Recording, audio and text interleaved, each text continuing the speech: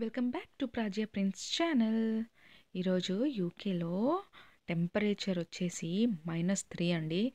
చాలా చల్లగా ఉంది. సో డిన్నర్లో నేను ఈరోజు వేడి వేడి దోశలతో చికెన్ కర్రీ తిందామని ప్లాన్ చేశాను. సో ఫస్ట్ దోశ వేసేసుకుంటున్నానండి. దోశ వేసేసుకొని దీనికి ఆయిల్ అప్లై చేసేసి బాగా కుక్ అయ్యాక దీన్ని తిప్పి మంచిగా అప్లై చేసి ఆయిల్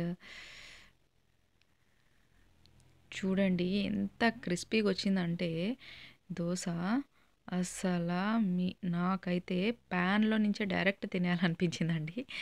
బట్ అలా తినలేము కదండి. సో నేను సెకండ్ దోశ కూడా వేసుకొని ప్లేట్లో చికెన్ కర్రీ వేసుకొని తిందామని అనుకుంటున్నానండి. సో ఎంతమంది నైట్ టైం దోశ తింటారో నాకు ప్లీజ్ కమెంట్స్లో మెన్షన్ చేయండి. అండ్ మీకు ఈ వీడియో నచ్చితే కనుక please share, comment and subscribe. Thank you.